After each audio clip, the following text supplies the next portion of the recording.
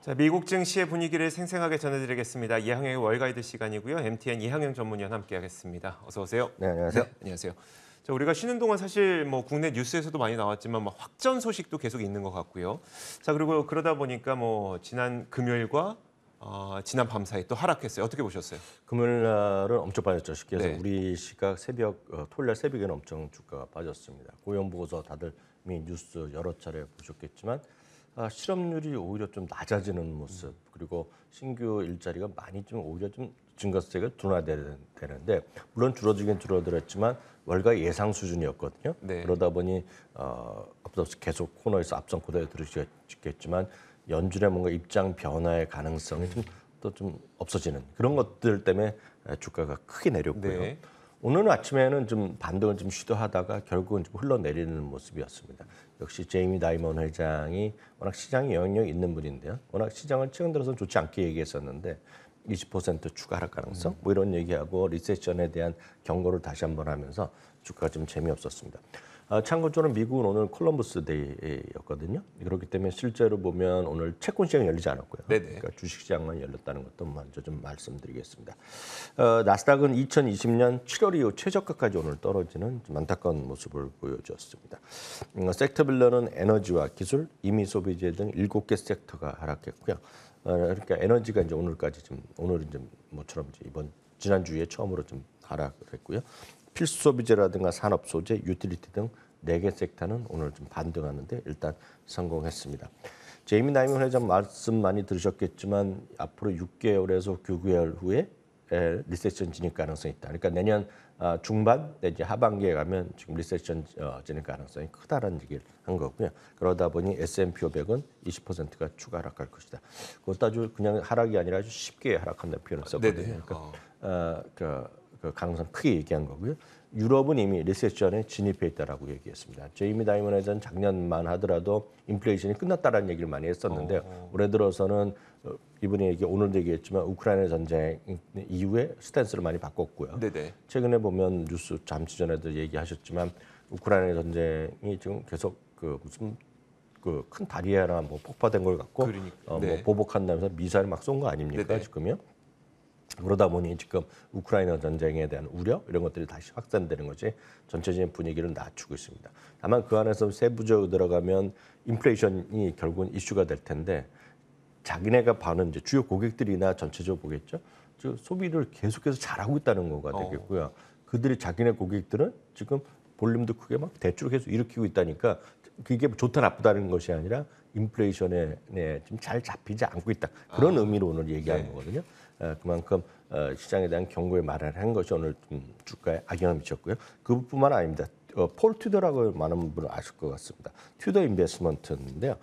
대표 창업자이자 대표인데요. 이분도 마찬가지입니다. 이분은 미국이 이미 리세션에 진입해 있다는 얘기를 하고 있고요.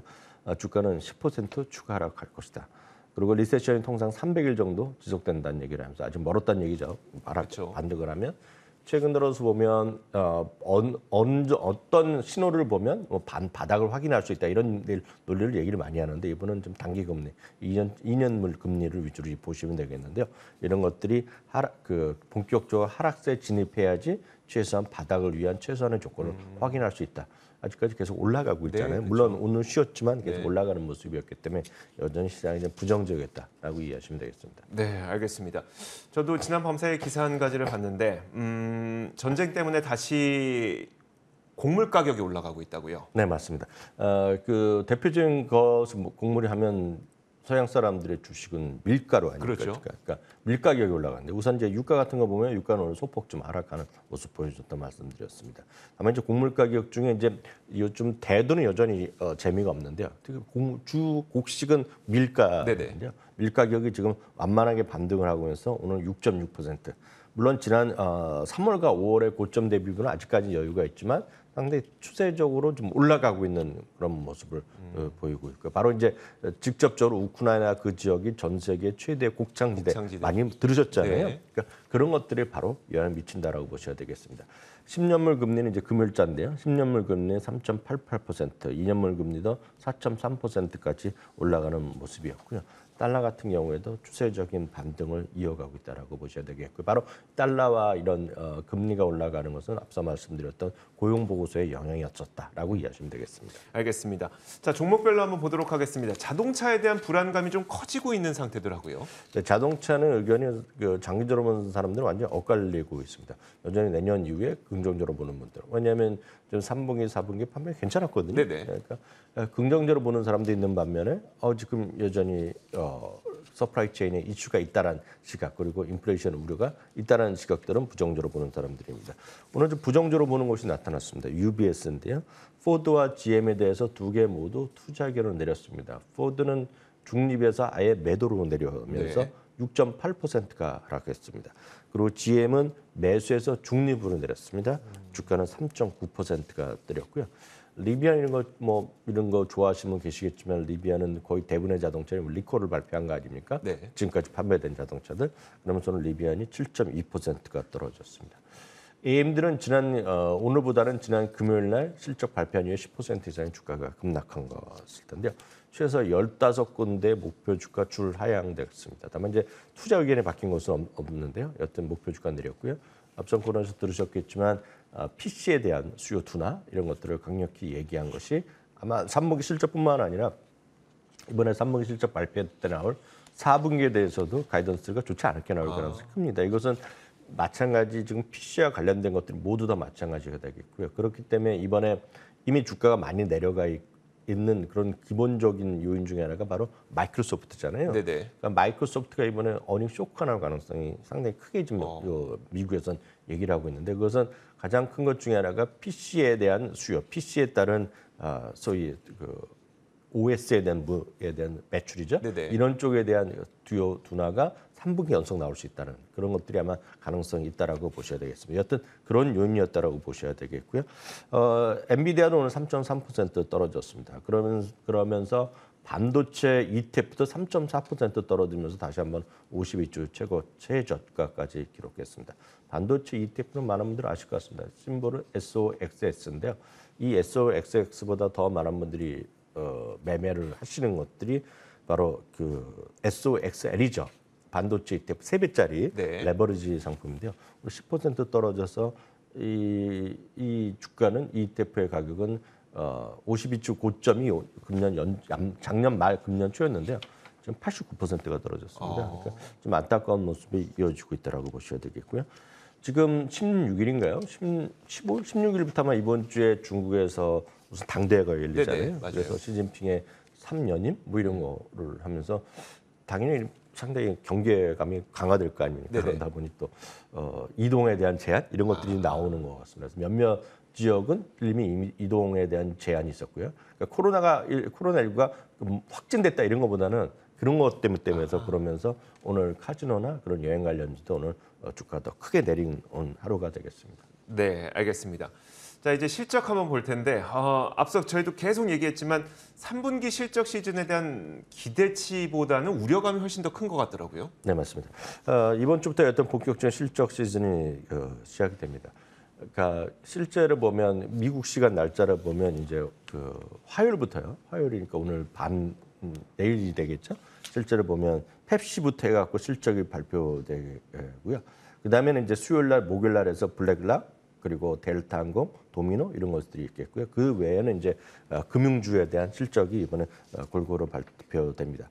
실제로 전 세계에서 주요 국가들 중에서 이번 주에 가장 먼저 발표하는 것은 그 미국 상장은 아니지만 루비통이 실적을 발표하기 때문에 그런 거 우리나라에서도 유럽 주식에서 투자하신 분들 중에 몇 주식이 있습니다. 루비통 같은 거 좀 있겠고요. 최근에는 폴쉐를 주식 투자한 점이 꽤 있는 걸로 제가 알고 있거든요. 하여튼 유럽의 대표적인 기업, 시가총액 1, 2위를 다투는 거죠. 루비통이 이번 주에 초 실적 발표하는 게 되겠습니다. 한편 이익 전망, 3분기 이익 전망 전체로 보면 눈높이가 계속 낮아지고 있습니다. 참고적으로 보면 6월 말부터요. 지금 3개월, 6월 말 동안 3개월이 지난 거 아닙니까? 3개월 이상 지난 와중에 7%의 눈높이가 낮아졌습니다. 7%만큼 이익 전망의 눈높이가 낮아지면서요. 지난주까지 해서 낮아지고 있습니다. 3분기 이익 전망이 지난주에는 지난주 말 발표를 보면 2.4% 증가로 줄어들었는데요. 네네. 이게 5주 전만 하더라도 6.7%, 3.7%였거든요. 그러니까 눈높이가 계속 낮아지고 있다고 보셔야 되겠고요.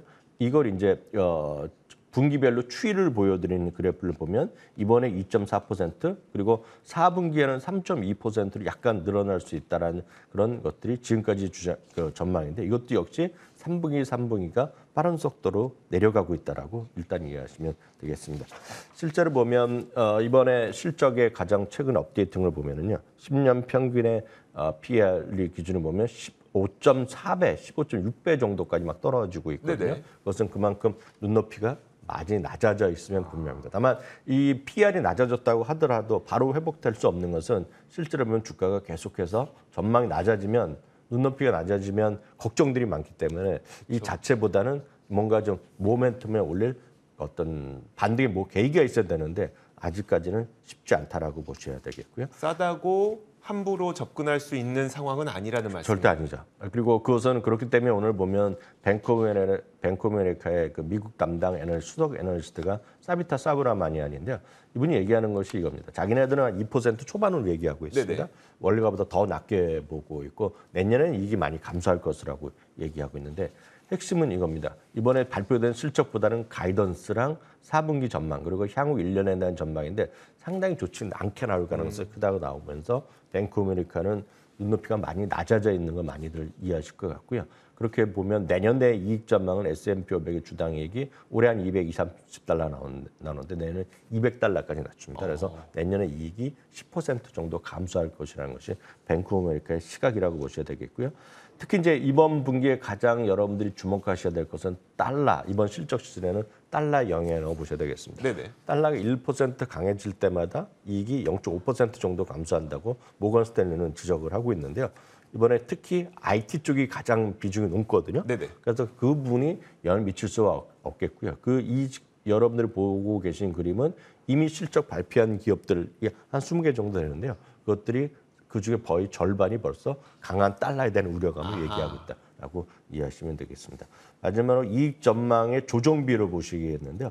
지금 지난주 보면 28%까지 전망을 상회한 기업이 28%밖에 안 됩니다. 그러니까 10개 중에 7개 이상이 지금 이익 전망을 내리고 있다는 거죠. 네네. 그렇기 때문에 결국 발표되면 조금 늘어날 수 있겠지만 여전히 시장은 좀 걱정의 목소리가 많은 시장일 수밖에 없다는 거 이해하시면 좋겠습니다. 알겠습니다. 사실 지금 많은 이벤트들이 기다리고 있는데 이 이벤트들이 기대보다는 우려감이 좀 더 큰 상태이기 때문에 앞으로도 좀 가시밭길이 예상이 됩니다. 자, 미국 증시 생생하게 분위기를 전해드렸습니다. 이항영의 월가이드 시간이었고요. MTN 이항영 전문위원과 함께했습니다. 고맙습니다.